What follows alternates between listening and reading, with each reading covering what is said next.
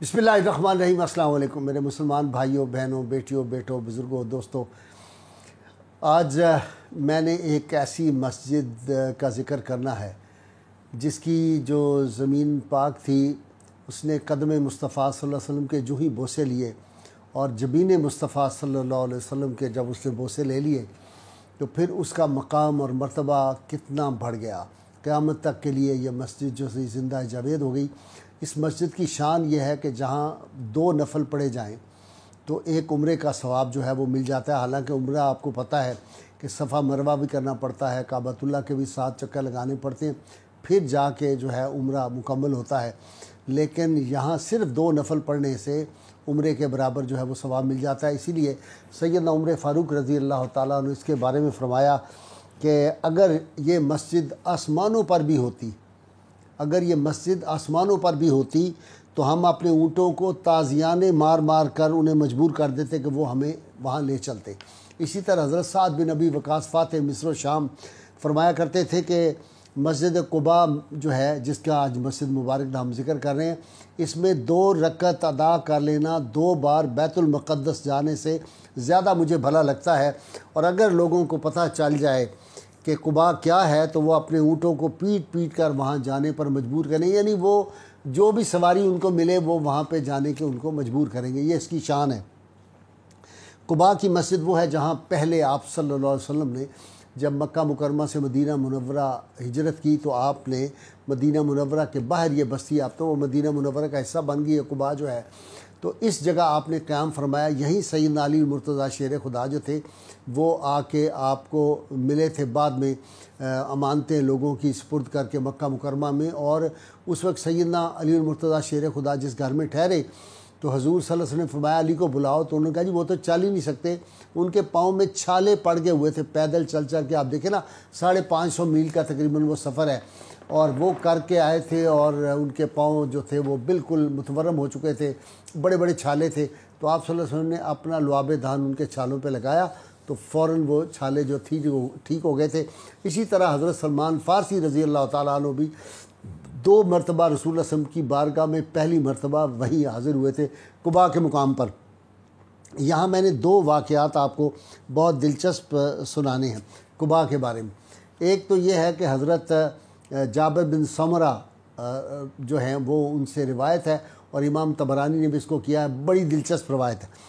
रसूलुल्लाह सल्लल्लाहु अलैहि वसल्लम ने सहाबा को फरमाया कि यहाँ हमने मस्जिद बनानी है और ये जो मेरी ऊँटनी है कस्वा, ये मामूर मिन अल्लाह है, अल्लाह ताला ने इसको जो है मुकर्रर किया है इसलिए कि ये जिस जिस जगह पे चक्कर लगाएगी वो मस्जिद की हदूद को ये मुतय्यन कर देगी, वहीं वहीं मस्जिद की जो है हदूद दरबा उस पर निशान लगा दिया जाएगा। तो आप सल्लल्लाहु अलैहि वसल्लम ने पहले फरमाया सैयदना सिद्दीक़ अकबर से कि इस पर सवार हो जाओ। जब सैयदना सिद्दीक़ अकबर गए तो ऊँटनी ने उनको बैठने नहीं दिया, वो एकदम उठ के खड़ी होके। उसके बाद सैयदना उमर फ़ारूक रज़ी अल्लाह ताला आगे बढ़े, उन्होंने बैठने की कोशिश की तो वो भी हैरान हुए कि कस्बा जो थी वो एकदम उठ के खड़ी हो गई।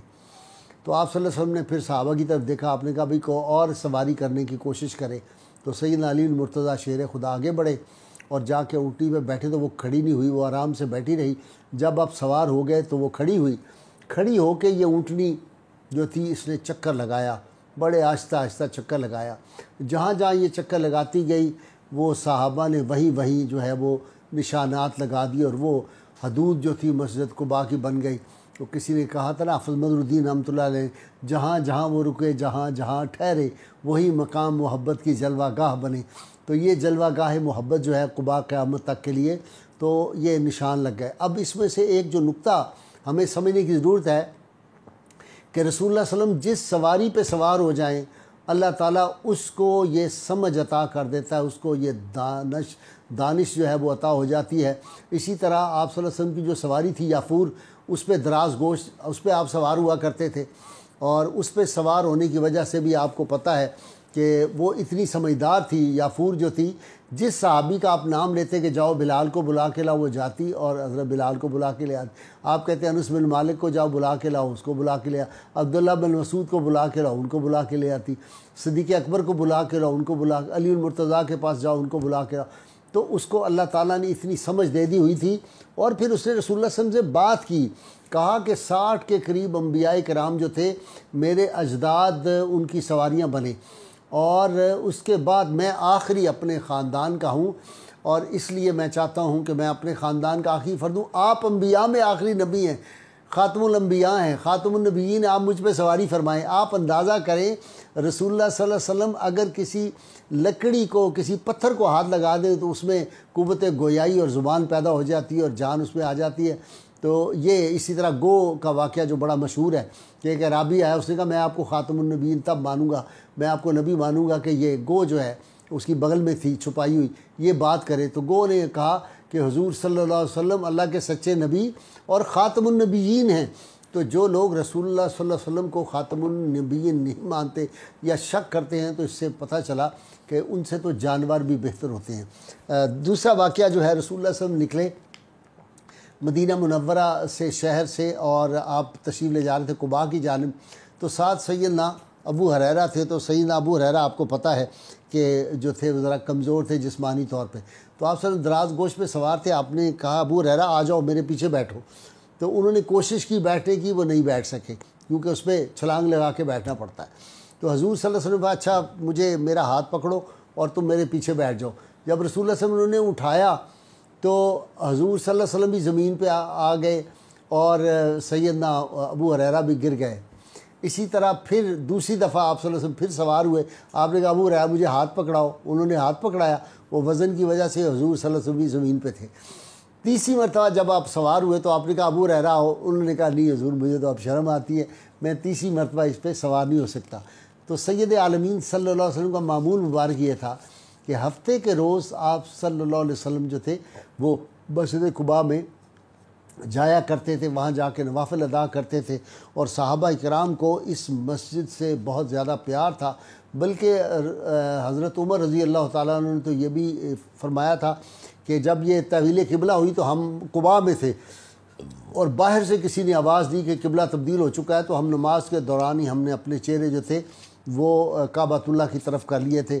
اور یہی وہ جگہ ہے جہاں 6 ماہ تک سیدہ فاطمہ سلام اللہ علیہ اور جناب علی المرتضیٰ شیر خدا کی جب شادی ہوئی تھی تو 6 ماہ تک یہاں رہے تھے۔ یہاں یہ ایک بات میں بتا دوں، مسجد قباء کے قبلہ کی جانب حضرت ابو ایوب انصاری رضی اللہ تعالیٰ عنہ کا جو میزبان مصطفیٰ تھے ان کا گھر تھا، اور اس گھر کے مغربی جانب ایک کنواں تھا جس میں سیدنا عثمان ذو النورین کی انگوٹھی گر گئی تھی، مشہور واقعہ ہے۔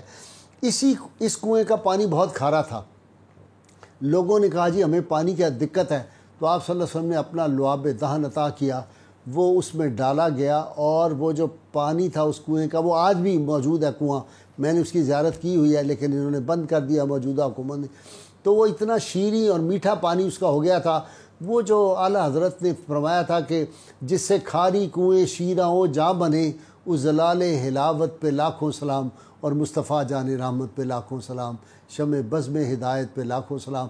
دعا ہے اللہ کریم ہمیں حضور رحمت کونین صلی اللہ علیہ وسلم کی غیر مشروط محبت لا محدود فدائی نصیب فرمائے۔ نعرہ ہم نے بھولنا نہیں، جگہ جگہ کوچے کوچے گلی گلی ہم نے لگانا ہے۔ پاکستان کا مطلب کیا؟ لا الہ الا اللہ محمد رسول اللہ صلی اللہ علیہ وآلہ وسلم۔